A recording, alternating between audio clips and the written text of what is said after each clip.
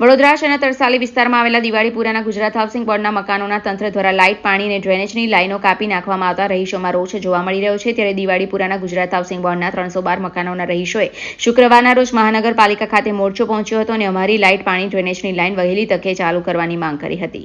મહાનગરપાલિકા દ્વારા ચોમાસા દરમિયાન શહેરમાં અનેક જર્જરિત ઇમારતોને ડિમોલેશન અથવા રિપેરિંગ કરવા માટેની નોટિસો આપવામાં આવી હતી. ત્યારે શહેરના તરસાલી દિવાળીપુરા ખાતે 312 મકાનોને નોટિસ આપવામાં આવી હતી કે આ મકાનોનું સમારકામ અથવા મકાનો તોડી નવેસરથી બનાવવા માટે તંત્ર દ્વારા નોટિસ આપવામાં આવી હતી, પરંતુ સ્થાનિક લોકો દ્વારા કોઈપણ પ્રકારની કાર્યવાહી ન કરતા તંત્ર દ્વારા ગતરોજ સ્થાનિક લોકોના વીજ કનેક્શન કાપી અને ડ્રેનેજનું કનેક્શન કાપી નાખવામાં આવ્યું હતું. ત્યારે સ્થાનિક લોકોએ પાલિકા સ્થાયી સમિતિના ચેરમેન ડોક્ટર શીતલ મિસ્ત્રીને પણ રજૂઆત કરી હતી.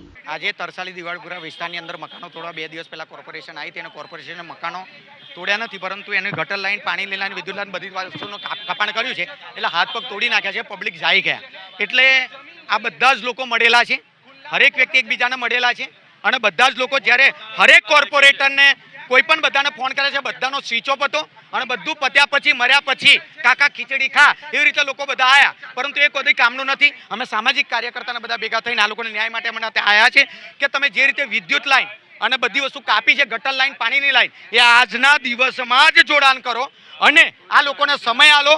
અને આ બધાએ મને એવું લાગ્યું છે કે સોનાની લંગડી હોય, આ બધાની મીઠ હોય કે આ સોનાની લંગડીની અંદર અમુને પણ પર્સન્ટેજ મળશે, અમુને પણ પૈસા મળશે અને કદાચ એવું બી બની શકે કે મોટા મોટા બિલ્ડરોને વેચી દીધું હોય, પરંતુ આ ચાલવા દેવામાં નહીં આવે. તમે ગમે તે હશે તમારી તાણાશાહી તમારી સાથે રાખજો. આ પબ્લિક આ ભારત દેશની અંદર લોકતંત્રનું આ મર્ડર કર્યા છે. લોકોથી લોકો વડે લોકો દ્વારા ચાલતી સરકાર છે. આ લોકોએ તમને ખોવે ખોવે ભરીને વોટ આપ્યા છે અને તમે એની સાથે તાનાશાહી કરો છો, તમે મેળાપ કરીને બધી વસ્તુ કામ કરો છો. અમે બધા જ લોકો એમની સાથે છે. જ્યાં સુધી ન્યાય મળે નહીં ત્યાં સુધી એ નહીં કરે. અને પોલીસ મિત્રોને પણ કહેવા માંગીશ કે તમારું ને અમારું ઘર્ષણ ના થાય. અમે બંધારણના હેઠળ જોગવાઈ હેઠળ જ કામ કરીશું. અમે કોઈ ખોટું કામ કરીએ. બધા બહુ આવે છે, આવે જ છે. ઘણા બધા લોકો તો સારા લોકો તો એવું કહે છે, અરે હા, એક કોઈ વસ્તુ હોય, તમારે કોઈક વ્યક્તિને ભગવાનને મળવું હોય તો ત્યાં પૂજારીને મળવું પડે.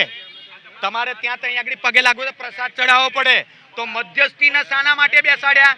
ગવર્મેન્ટની અંદર એક વસ્તુ છે કે પ્યુનનું કામ કરે, પ્રિન્સિપાલનું કામ કરે, કોર્પોરેટરનું કામ કરે, કોર્પોરેશનનો અધિકારી ક્લાસ 1 અધિકારી એનું કામ કરે, કમિશનરનું કામ કરે, કલેક્ટરનું કામ કરે.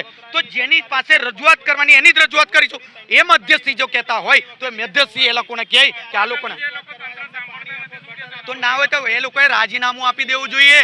મારી જગ્યા છે અહીંયા કે મેં આ પોસ્ટ ઉપર મૂક્યો છે, મને સરકાર પૈસા આપે છે અને મારે સ્વેચ્છાથી અને મારે નિષ્ઠાપૂર્વક લોકો માટે કામ કરવાનું હોય અને મને દબાણથી કામ કરવાનું, તે નોકરી કોઈ કામની નહીં. એ ગુલામી છે. એ ગુલામી એમને છોડી દેવી જોઈએ.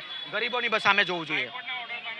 હાઈકોર્ટનો ઓર્ડર, જો હાઈકોર્ટ ઓર્ડર આપશે કે પહેલા પણ મેં કીધું કે બંધારણની જોગવાઈના હેઠળ જ કામ થશે. આ લોકોની ગલતી હશે, એમને નોટિસ આપી હશે, જે તે દિવસની અંદર આ લોકો બી ધરાશયી થાય તો સાચી વાત છે કે કોર્પોરેશનની ઉપર આ લોકો એ કરી દે કે ભાઈ આ મરી ગયા તો એનું શું. કેમ કે હરણીની અંદર બી એકવાર બનાવ બની ગયેલો છે, સોરી અટલાદરા બાજુ, એટલે એ લોકોની બી સાચી વાત છે. પરંતુ હમણાં ચોમાસું આ લોકો જાય ક્યાં? અને જેટલા બી મકાનો છે એમાં 80-85% મકાનો પરફેક્ટ જ છે, નથી. અને હવે આજવા રોડ ઉપર 1200 મકાનો છે. 1200 મકાનો મેં જઈને આવ્યો, ખંડેર પડ્યા છે. તો એ કોને? શીતલભાઈ મિસ્ત્રી સાહેબને ચાલુ લાઈનમાં કોલ કર્યો હતો, એમને ખોખોની રમત રમીને બીજાને આપ્યું હતું. તો એ 1200 મકાનો છે. આ ગરીબના ઝૂંપડાઓ તોડીને ત્યાં આગળ રહેઠાને અપાવો તમે. આ સોનાની લંગડી છે સાહેબ. તમારા મીડિયાના માધ્યમથી છાતી ઠોકીને કહું છું, કેમ કે મને કોઈના બાપનો ડર નથી. એનું કારણ છે હું ગરીબોની સાથે છું. આ લોકો બધી મિલીભરત છે અને આ બધી વસ્તુની જમીન વેચી દેશે અને પોતાના પૈસાના ખિસ્સા ભરશે. આ ગલત કામ કર્યું છે એ લોકોએ. અમે કોઈ જઈશું એકદમ હવારે આવી ગયા, 500-600 પોલીસ વાળા લઈને આવી ગયા.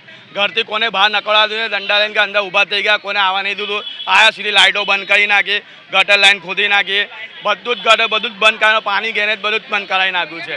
હવે એના વગર કોણ રહેશે? 24 કલાકથી ઉપર થઈ ગયા છે. હવે આ નાના છોકરા બહેરાઓ કઈ જશે? મને એ વિચાર છે. નોટિસમાં લખેલું છે કે રિલેશન કરો તમે તમારા પોતે ખર્ચે. 15 દાડા પહેલાં આવ્યા હતા એટલે તમારા પાસે ખોટે લોકો પોતાના વ્યાજે પૈસા લાવીને લોકો કરે રિલેશન. એવું નહીં કે કરતા નહીં, કરે જ છે, ચાલુ જ છે કામ. એટલામાં આવી ગયા મિનિમમ 8 કે 7 દાડા થયા હશે. આવી ગયા એકદમ સવારે બધા નોકરી ગયા હશે, કામ ધંધામાં બધાને ખબર પડે તો બધા આવ્યા. પણ એના પહેલાં તો કામ તમામ કરી નાખેલું આ લોકોએ. હા, આ જ મ્યુનિસિપલ કોર્પોરેશનની ઓફિસમાં જોઈએ એવું કહે છે અગર અમારું લાઈન બાઈન કાલું ના તો અમે ધરના લઈને જ બેસીશું. મારું નામ તિલક છે. હું ગૌરીબેન મગનલાલ વાઘેલા. મારું પોતાનું ઘર છે, દસ્તાવેજ વાળું છે, પાક્કો દસ્તાવેજ છે, ઘરના વેરા પાવતી છે, લાઇટ બિલ છે.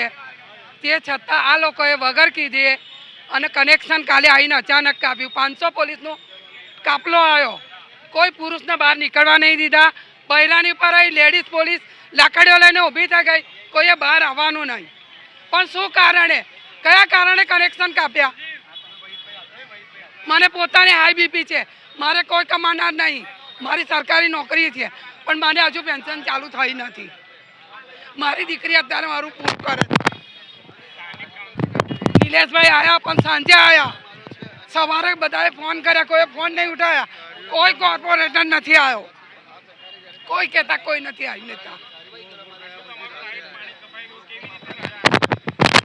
રહેવું પડે એનું કરવાનું, કઈ જવાનું. કાલનું ભરેલું પાણી સવારનું એ વાપર્યા છે, પણ કાલે શું કરવાનું? જ્યાંથી માંગણી પૂરું નહીં થાય ત્યાંથી અમે અહીંયા જ બેસીશું. એટલે આજે લાઇટ ચાલુ કરે, પાણી ચાલુ કરે અને ગટર લાઈન ચાલુ કરે. અમારી એ જ માંગણી છે. કોઈ નહીં આવ્યું. કોઈ અમે કાલે આવ્યા હતા અહીં તો મેડમ નહોતા, કોઈ નહોતું. ચેરમેન મળ્યા હતા તો ચેરમેને શું કહ્યું, 5-6 જણને બોલાયા અંદર. એ એવું કહે છે કે અમે ભાડું આપીશું. એટલે એનો મતલબ શું થયો કે આ જગ્યા વેચી દીધી અમને, તો એ ભાડું આપવા ઊભા થયા છે.